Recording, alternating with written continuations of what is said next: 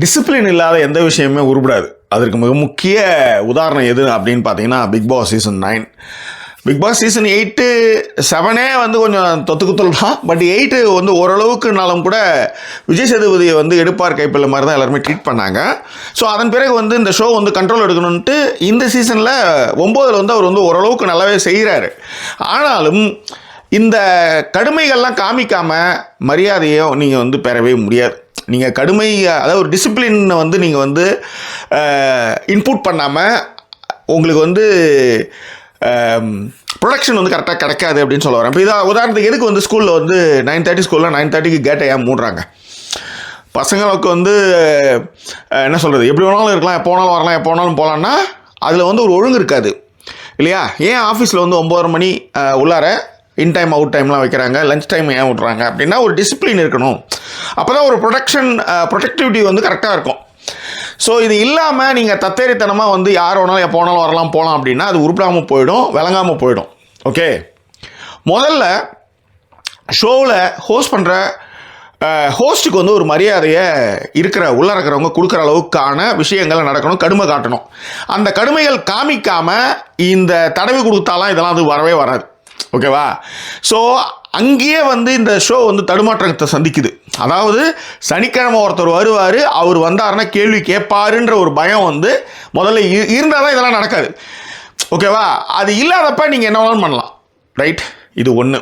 ரெண்டாவது, இந்த ஷோவில் இத்தனை நாளுமே ட்ராவல் பண்ணுற, அதாவது 100-110 நாள் வந்து ட்ராவல் பண்ணுற அந்த வாய்ஸ் ஒன்று இருக்கு இல்லையா, பிக் பாஸ் வாய்ஸு. அந்த பிக் பாஸ் வாய்ஸுக்கு ஒரு மரியாதை இருந்தது. அந்த மரியாதை வந்து யாருன்னே தெரியாத மாதிரிலையும் அந்த மரியாதை வந்து போற்றப்பட்டதுன்னே சொல்லலாம். ஓரளவு அது வந்து வெளிச்சமானதுக்கு அப்புறம் பார்த்தா அந்த குரல் மீதான மரியாதையே போயிடுச்சுன்றது என்னுடைய அபிப்பிராயம். ஓகேவா? ஏன் அதை நான் சொல்கிறேன்னா, உண்மையிலே நான் சொல்கிறது வந்து என்னன்னா, இத்தனை சீசன் நான் பார்த்துட்டு வரேன். ஒரு ஷோ முடியும் போதும், ஒரு சீசன் முடியும் போதும் அந்த பிக் பாஸுடைய குரல் வந்து இதோட வந்து முடியுது, நம்ம அடுத்த வருஷம் சந்திப்போம் அப்படின்னு சொல்கிற மாதிரி முடியும். அந்த லைட்லாம் அப்படியே மயான அமைதியாகி அதுக்கப்புறம் லைட்லாம் ஆஃப் பண்ணி அந்த குரல் வந்து டிசால்வ் ஆகி போகும்போது உண்மையிலே, ஏன்னா ஒரு 110 நாள் ட்ராவல் பண்ண ஒரு குரல் அது வந்து போகுது அப்படின்ற போது இந்த செட்டு, இந்த வீடு, இந்த வாழ்க்கை, இந்த மனிதர்கள் எல்லாமே இந்த இடத்த விட்டு போகிறாங்கன்ற ஒரு ஃபீல் ஒன்று இருக்கும். அப்படியே ரொம்ப மனசை வந்து ரொம்ப அழுத்தம், அது ஒரு மாதிரி இறுக்கமாக இருக்குன்னு சொல்லுவாங்களா, அந்த மாதிரி ஒரு ஃபீலை கொடுக்கும் அந்த வாய்ஸும். அந்த லாஸ்ட் டே அந்த லைட்லாம் முடிச்சுட்டு அதை ரொம்ப நல்லா பண்ணுவாங்க. ஸோ அந்த மாதிரி அந்த குரலுக்குன்னு ஒரு மரியாதை, அந்த குரலுக்குன்னு ஒரு மதிப்பு, அதெல்லாம் இருக்கும் பொழுது அந்த குரல் வந்து ஃபன்னாக பண்ணுற இடங்களில் வந்து பிரச்சனை கிடையாது, கடுமை காட்டுற இடங்களில் கடுமை காட்டி ஆகணும். ஸோ அந்த கடுமை காட்டுறதுனுடைய குறைவு தான் வந்து பார்த்தீங்கன்னா இந்த ஷோ வந்து வேறு மாதிரி போகிறதுக்கு மிக முக்கிய காரணம் அந்த கடுமையும் இல்லாதது தான். நீங்கள் ஒரு கண்ட்ரோல் எடுக்காமல் எங்கேயுமே எதுவுமே உருப்படாது. ஓகேவா?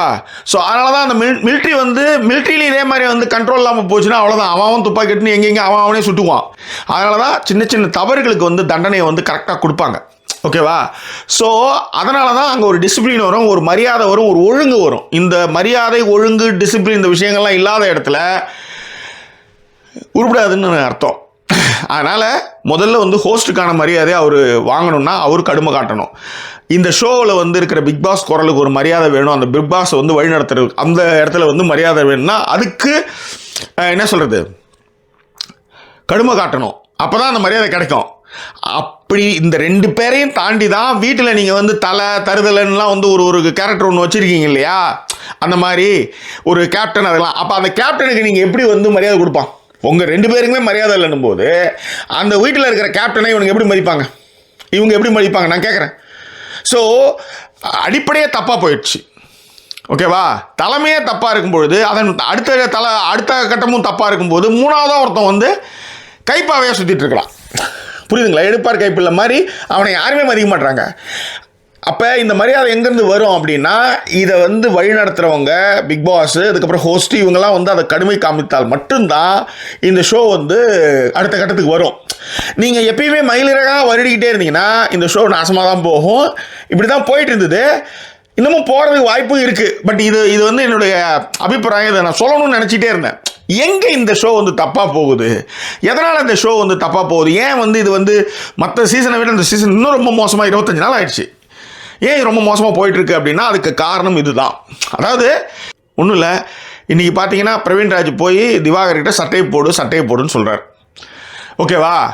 இந்த சட்டையை போடுன்னு சொல்லும் பொழுதே அதை வந்து கேட்காம இருக்கும் பொழுது இதுக்கு நீங்கள் என்ன தண்டனை கொடுப்பீங்க சொல்லுங்கள், நான் கேட்குறேன் நான்.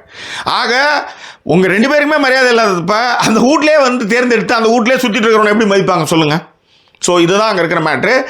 வெள்ளி சனி ஞாயிறில் வந்து கேள்வி கேட்கப்படுன்ற ஒரு பயமும் அவ்வப்போது அந்த குரல் கொடுக்கக்கூடிய கண்டிப்பும் தான் இந்த ஷோவை வந்து அடுத்த கட்டத்துக்கு எடுத்துன்னு போகும் நான் நம்புகிறேன். அதை தான் நான் வந்து இந்த இடத்துல சொல்கிறேன். ஏன்னா தொடர்ந்து இந்த நிகழ்ச்சி நம்ம பார்த்துட்டு வரோம். இது கூட நம்ம வந்து ட்ராவல் ஆகிற ஒரு 100 நாள் 110 நாள் வேலை திட்டத்தில் நம்மளும் இருக்கிறோம் போது அதனால் இதை சொல்ல வேண்டியது என்னுடைய கடமையாக இருக்கிறது. அதன் பிறகு அதை எப்படி எடுத்துக்கிறாங்கன்றது அது அவங்கவுங்களுடைய விஷயத்தை பொறுத்து. That's all right. எனிவே உங்கள் கருத்துக்களை பெருடங்களை தெரியப்படுத்துங்க. இன்னும் வேறு ஒரு எபிசோட் உங்களை நான் சந்திக்கிறேன். அதோட நன்றி கூறியோட பிறகு உங்கள் ஜாக்கி சேகர். நன்றி, வணக்கம்.